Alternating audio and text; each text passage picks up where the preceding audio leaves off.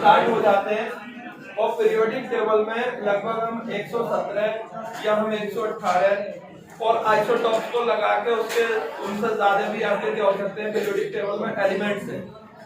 उन एलिमेंट्स के बारे में जानना और उन एलिमेंट्स के कंपाउंड के बारे में जानना, उनके यूजेस के बारे में जानना हमारे लिए बहुत इंपॉर्टेंट का विषय बन जाता है। तो केमिस्ट्री में हमने क्या किया, अब जो हम टॉपिक पढ़ेंगे वो हम पढ़ेंगे कार्बन और उसके यौगिक।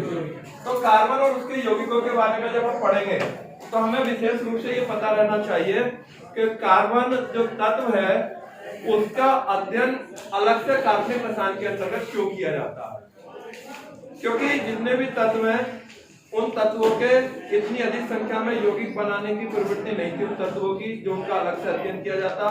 लेकिन कार्बन में संकलन की प्रवृत्ति होने के कारण कार्बन के 30 लाख से भी अधिक यौगिक ज्ञात हैं और 30 लाख से अधिक यौगिकों को आप रसायन में एक शाखा के अंतर्गत उसको अध्ययन नहीं कर सकते थे। इसलिए आपने कार्बन को क्या किया, कार्बन के यौगिकों के लिए कार्बन की एक अलग से शाखा बनाई कार्बनिक रसायन और उसके अंतर्गत उन यौगिकों का आपने क्या किया, अध्ययन किया। लेकिन इसमें सबसे बड़ी बात ये होती है कि आप लोग जब देखते हैं ना कि हमें कार्बन के यौगिकों के बारे में कैसे पढ़ना है, या कार्बनिक यौगिक है क्या, या कार्बनिक यौगिकों के जो स्रोत है वो क्या है, तो इनके बारे में हमें सबसे मुख्य रूप से जानना है। जैसे मान लीजिए आपने पहले कभी सुना होगा किसी का नाम, बर्जीलियस का नाम सुना होगा या नहीं। बर्जीलियस का नाम जिन्होंने भी सुना है तो उन्हें पता है कि बर्जीलियस का एक जैव शक्ति सिद्धांत था और उस जैव शक्ति सिद्धांत में बर्जीलियस ने क्या कहा था, उसने कहा था कि जो कार्बनिक यौगिक होते हैं, ये तो कहा था उसने भाई जैव शक्ति सिद्धांत में आपको बता दिया गया कि कार्बनिक यौगिक जो होंगे उनके जो स्रोत होते हैं वो क्या होते हैं, जैव होते हैं। जैव में चाहे आपकी वो वनस्पतियां आती हो, चाहे जीव जंतु आते हो, यानी कि कार्बनिक यौगिकों का जो निर्माण होता है वो जैव शक्ति के प्रभाव से होता है। और जैव शक्ति किनमें पाई जाती है, पेड़ पौधों और जीव जंतुओं में पाई जाती है। तो कार्बनिक यौगिक जो प्राप्त होते हैं, ये बर्जीलियस की कल्पना थी कि जीव जंतु और पेड़ पौधों से प्राप्त होते हैं। आगे समझ में। लेकिन बर्जीलियस का शिष्य वोलर, सबने नाम सुना, जर्मन का रहने वाला था, उसने 1928 में बर्जीलियस के ही जैव शक्ति सिद्धांत का क्या किया था, खंडन किया था। क्योंकि बर्जीलियस का कहना था कि जितने भी कार्बनिक यौगिक हैं उनका जो स्रोत है वो मुख्य रूप से आपका क्या है, जीव जंतु या पेड़ पौधे हैं। लेकिन आपका कौन है, उनके शिष्य वोलर कहते हैं कि जो कार्बनिक यौगिक होते हैं वो निर्जीव पदार्थ यानी कि खनिजों से बनाए जा सकते हैं। और उन्होंने 1928 में सबसे पहला संश्लेषित कार्बनिक यौगिक क्या बनाया था, यूरिया बनाया था। और यूरिया किससे बनाया था, पोटेशियम साइनेट और अमोनियम सल्फेट की क्रिया के फलस्वरूप। पोटेशियम साइनेट आपका एक खनिज है KCNO और अमोनियम सल्फेट आपका NH4 की होल ट्वाइस SO4 है, ये आपका है। और इसके बाद आपका क्या बन जाता है, जब हम इसको देखते हैं तो आपका 2NH4 CNO अमोनियम साइनेट और आपका K2SO4। अगर हम इसको देखिए यहाँ पे सबसे मेन चीज है ये साइनेट या ये पोटेशियम साइनेट है, ये खनिज है।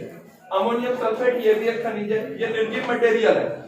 और इसके बाद जो अमोनियम साइनेट बना है, ये अमोनियम साइनेट आपका क्या है, ये आपका गर्म करते ही कन्वर्ट हो जाता है काय में, यूरिया, NH2CO NH2। तो कभी कभी क्वेश्चन बनता है कि प्रयोगशाला में संश्लेषित सबसे पहला कार्बनिक यौगिक कौन सा है, तो प्रयोगशाला में संश्लेषित सबसे पहला कार्बनिक यौगिक यूरिया है।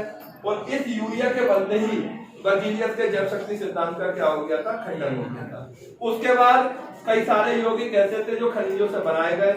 आगे समझ में, कौन कौन से यौगिक थे, जैसे एल्यूमिनियम कार्बाइड खनिज था Al4C3 और इस एल्यूमिनियम कार्बाइड पर जल भाप की क्रिया कराई थी 12H2O। और जब इसकी क्रिया हुई थी, स्टीम हम इसको लिख देते हैं, तो आपका AlOH का होल्ड्राइड और प्लस CH4 आपका बना था। ये भी आपका क्या है, कार्बनिक यौगिक है। या मान लीजिए आपका हाइड्रोकार्बन है। ऐसे ही मान लीजिए कैल्शियम कार्बाइड पर क्रिया हुई थी जल की, तो कैल्शियम कार्बाइड पर जल की, ये कैल्शियम कार्बाइड भी एक खनिज है। जब इस पर जल की क्रिया हुई थी तो आपको पता है क्या बना था, यानी कि CaOH की होल ट्वाइस प्लस C2H2। ये भी आपका क्या है, कार्बनिक यौगिक हाइड्रोकार्बन है। तो यहाँ हम कार्बन के परिचय की जब बात कर रहे हैं तो हमें सबसे पहले क्या पढ़ना है, हमें सबसे पहले कार्बनिक यौगिकों के बारे में पढ़ना है और उन यौगिकों की संरचना के बारे में पढ़ना है। उन यौगिकों का हमें सबसे पहली चीज है नाम पता होना चाहिए। तो आज हम इन टॉपिक से भी पहले हम आपको IUPAC का हिस्सा पढ़ाएंगे और IUPAC के हिस्से में किस तरह से आप किसी भी यौगिक को देख के उसका नाम लिखेंगे, यह आपको सीख लेना है। देखिए सबसे पहले मान लीजिए आपके सामने बात आ जाती है जैसे CH4 है, जैसे C2H4 है, या मान लीजिए NH2CO NH2 है, तो सबसे पहला संश्लेषित कार्बनिक यौगिक आपका यूरिया हो गया। बर्जीलियस के जैव शक्ति सिद्धांत का खंडन हो गया। वैसे तो इसमें कई सारे साइंटिस्टों के नाम है, लिवरी का भी नाम है, लेवासियर का भी नाम है, बर्जीलियस का भी नाम है, लेकिन हमने आपको ज्यादा नाम बताए नहीं है, फिर भी हमने बस बर्जीलियस के बारे में बताया। अब हमें क्या देखना है, डस्टर तो दे दो।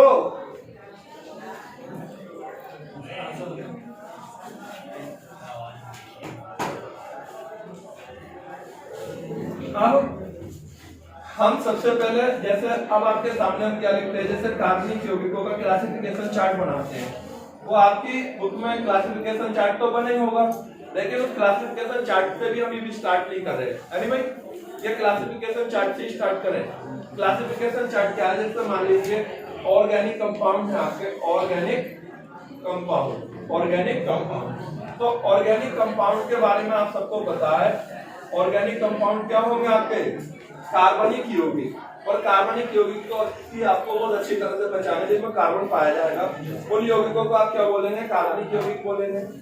और जैसे छोटी सी भाषा में कक्षा 8 या 9 में सिखा दिया जाता है, HNO3 क्या है, नाइट्रिक अम्ल है, ये कार्बनिक यौगिक नहीं है। आगे समझ में, या मान लीजिए H2SO4 क्या है, ये आपका क्या है, सल्फ्यूरिक अम्ल है, ये भी कार्बनिक यौगिक नहीं है ना, ये कार्बनिक यौगिक है ना ये कार्बनिक यौगिक है। लेकिन H2CO3 जब आता है तो ये कार्बनिक अम्ल है, और इसमें आपको दिख गया कार्बन दिख गया, तो ये क्या है, आपका कार्बनिक यौगिक है। लेकिन इसके अतिरिक्त जैसे आपको मान लीजिए Na2CO3 दिखता है, Na2CO3 या CaCO3 दिखता है, या CO2 दिखता है, या CO दिखता है, तो इन यौगिकों को हम कार्बनिक यौगिक कहें या कार्बनिक यौगिक कहें। ये खनिज में भी आते हैं, हम इन्हें कार्बनिक यौगिक कह सकते हैं, लेकिन ये क्या होते हैं, एक तरह के खनिज होते हैं। आगे समझ में, क्योंकि इसमें कार्बोनेट मूलक होता है, या ये कार्बन डाइऑक्साइड है या कार्बन मोनोऑक्साइड है, तो इन यौगिकों को भी कार्बनिक यौगिक की सीरीज में नहीं रखा गया। ठीक है, अब हमारे सामने कार्बनिक यौगिकों में सबसे पहला मुख्य पॉइंट हमारे पास एक ही होता है, और वो होता है हमारे पास हाइड्रोकार्बन का। किसका होता है, हाइड्रोकार्बन का। और हाइड्रोकार्बन के बारे में सभी बच्चे जानते हो या नहीं जानते हो भाई? हाइड्रोकार्बन के बारे में सब क्या जानते हैं, हाइड्रोकार्बन के बारे में जानते हैं, कार्बन और हाइड्रोजन के संयोग से बने यौगिक क्या होंगे आपके, हाइड्रोकार्बन होंगे। अगर कार्बन और हाइड्रोजन अगर आपको किसी कंपाउंड में दिख रहा है, उसके अदर कोई एलिमेंट्स आपको उसके अंदर नहीं दिखाई दे रहा है, तो वो आपको हाइड्रोकार्बन कहलाएगा। आपका यौगिक क्या होगा, वो हाइड्रोकार्बन होगा। जैसे हम आपके सामने लिख के बहुत छोटा सा यौगिक CH4 10th क्लास से चल रहा है, CH4 है। अब CH4 में आप देख सकते हो कौन कौन से तत्व है, आपको दिख रहा है कार्बन और हाइड्रोजन है। भले से चाहे संख्या इसकी कितने की भी कुछ भी हो, जैसे कार्बन या हाइड्रोजन की संख्या कितनी भी हो, या मान लीजिए C5H हमने क्या लिखा, 12 लिखा, C5H हमने 12 लिखा, तो इसमें कार्बन क्या है 5 है, हाइड्रोजन क्या है 12 है। लेकिन ये भी क्या है, आपका कार्बनिक हाइड्रोकार्बन है, और ये भी आपका हाइड्रोकार्बन है। लेकिन अगर हमने मान लीजिए CH3OH लिखा, तो ये यौगिक आपका कार्बनिक यौगिक है, ये भी आपका कार्बनिक यौगिक है, ये भी कार्बनिक यौगिक है। लेकिन ये दोनों तो आपके हाइड्रोकार्बन है, और ये वाला आपका हाइड्रोकार्बन नहीं है, ये हाइड्रोकार्बन का क्या है, व्युत्पन्न है।